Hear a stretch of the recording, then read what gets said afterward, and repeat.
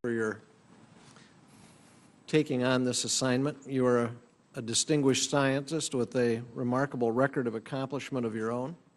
I'd be most interested in what your vision is of what is most exciting on the technological front as you look across the broad array of initiatives that are underway, both in your agency and in the private sector. What are the emerging technologies that you're most excited about in terms of an opportunity to dramatically reduce our dependence on foreign energy?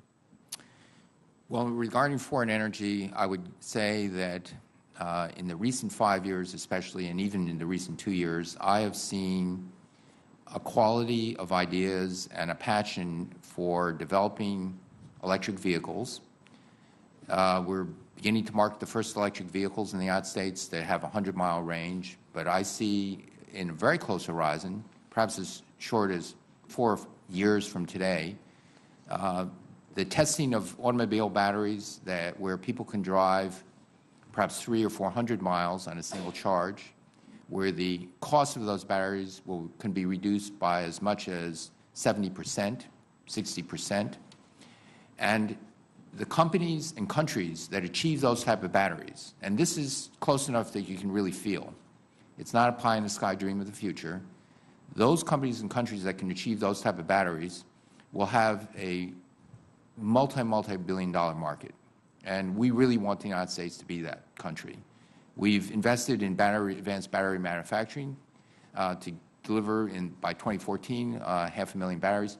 This is the first tangible thing that we can do to get us off our dependency on foreign oil. And who's our toughest competition?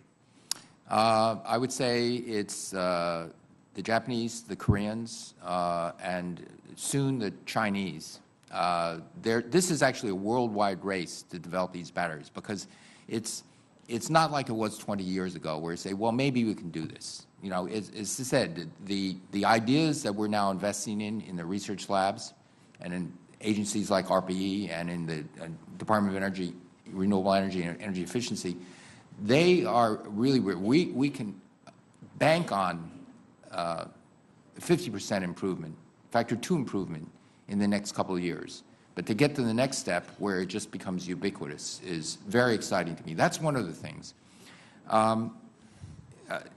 I think that's going to come to pass very quickly. I think another thing that is not directly related to our dependence on foreign oil, but is also very exciting, is we see very rapid developments now in photovoltaics. For a long time, photovoltaics have been making good progress, but there's still the energy created by photovoltaics is still too expensive, and there's no doubt about it. Industry game plan says, certainly within a decade, they think they can reduce those costs, the full costs, not only the module, but the installation, everything, by 50%. We started to engage in industry and said, okay, that's good, but if you reduce the cost by 75%, then you don't even think anymore. You put it up everywhere. And again, you have a tens of billions of dollars world market. So because at that point, it becomes competitive with the lowest cost fossil fuel generation today. Okay. So if we can pull this off in 10 years, that would be amazing. And that would be something that would help the United States lead in the new for decades and create prosperity both home and abroad. So this is not energy for the sake of clean energy that would last forever on subsidy. We see a pathway now in some of these areas where within a short period of time it could be competitive without any subsidy, and that's very exciting.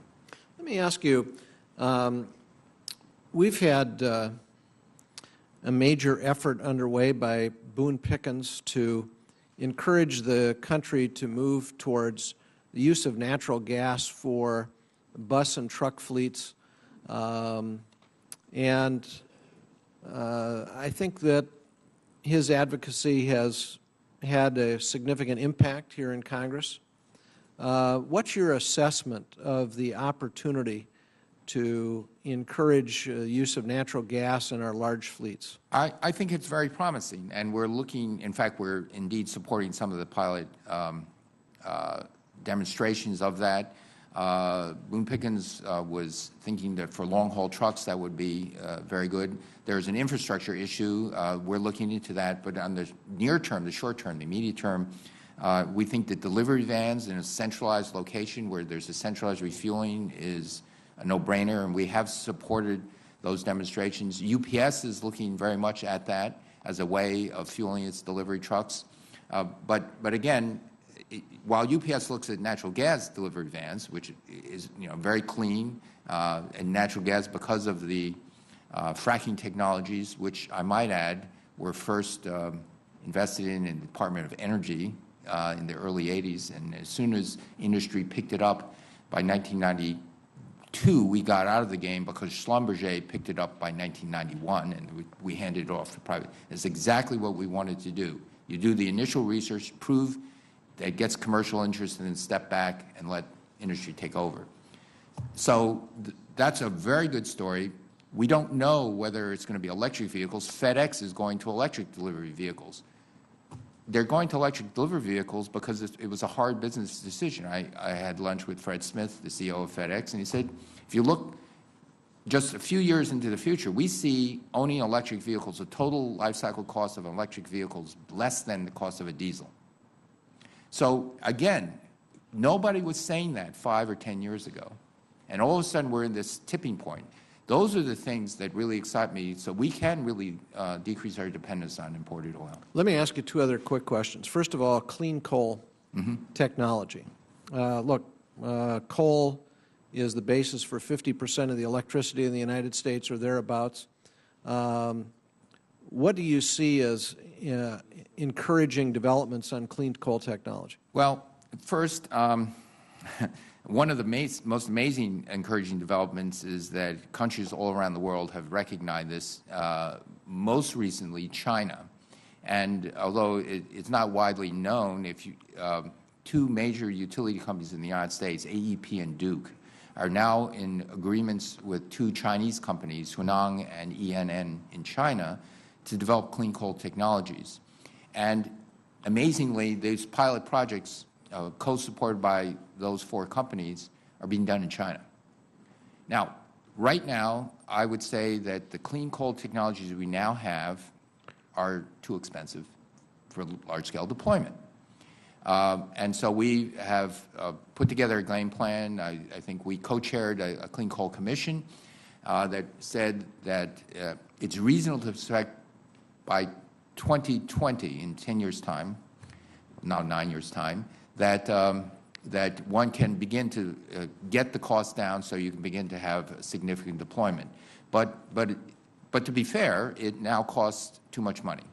Now we've looked very hard at all the research areas, both in proving in multiple sites that you can sequester safely and economically, but also the technologies for capturing the clean coal. Lots of new ideas that we think have great promise, but they have to be tested. This is research and development, and it's not ready for prime time where the American public can say, okay, we can deploy this. There is significant hope.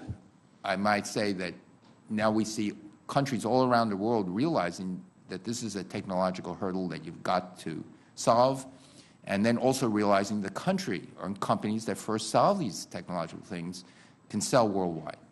And I think that's, why China's doing this. Okay. I've got another question, but my time's expired. But I'd really like to talk about nuclear power as well before we conclude this hearing.